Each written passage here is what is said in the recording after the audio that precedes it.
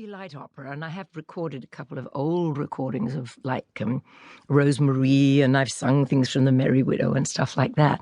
But when the world opened up, because I was in musicals, I realized that I'd found the exact weight for my voice, that I'd found the right thing. Did you study acting as well at the same time? No. Well, my mother occasionally put me with a teacher that was local from my hometown, and I was awful and mortified because I knew I was awful. And actually, most of my training, until very much later in my life, when I got a coach for films and things like that, most of it was just doing it and learning. And thank God it was Broadway first. No formal acting training? No. My background was vaudeville.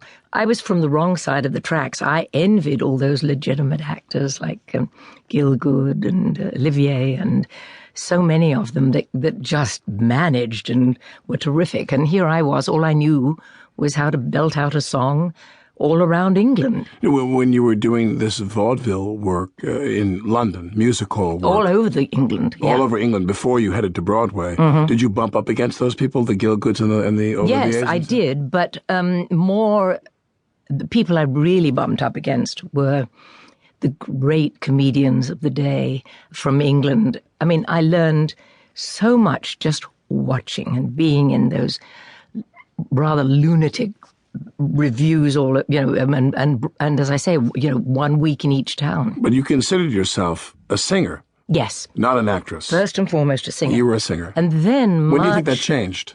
Well, much later, I realized that actually singing is, for me, all about the lyrics. And then if you really care about the lyrics, then singing is all about acting.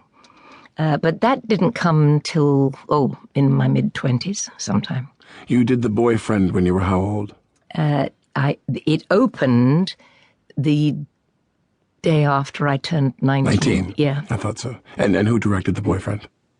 An English lady called Vida Hope, who had done it in London because it came from London. I was asked to come to Broadway, and I didn't think I'd want to, and I was very, very nervous about, I had a terrible separation anxiety because of all my touring. From your mother? From my mother and family in general and my brothers. But my dad, my real dad, said, honey, what you're going for could last 2 weeks. They wanted me to sign a contract for 2 years. And I said, eventually, thanks to my dad, he said later it took him all the courage in the world to tell me to go because his heart was aching in terms of his nerves for me and what was I going to do. But he encouraged me to take it because it would open up my head. And did this woman, was she helpful to you, the director? Yes, she was. She was, but she was very busy putting on the show. Sure. And everybody else seemed to know, The Boyfriend's all about being very, very, set in the 20s, and all the ladies of the show seemed to know how to be very camp and very funny. I had not a clue because I didn't know, I'd never been to acting school or anything like that. So I tried emulating them for a while. And then what really turned the tide was the producer of the show. Did you ever meet Cy Feuers and Ernie Martin? Do you know about them? I knew the name Cy Feuers, yeah. Well, they did Can and Silk Stockings on Broadway, as producers.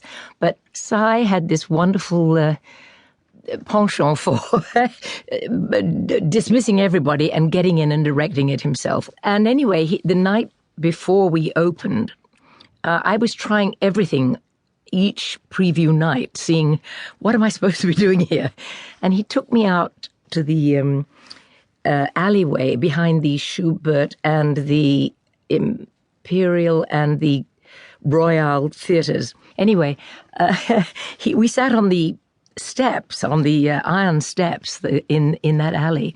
And he said, you were terrible last night. And I said, yes, I did. I know I was.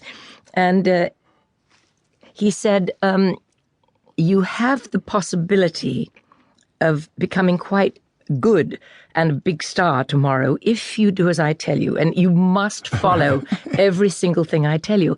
And I was so looking for that, rope to hang on to. He said, I want you to play Polly Brown as if your life depended on it. He said, when he breaks your heart, I want you to feel it and be it. Forget what everybody else is doing.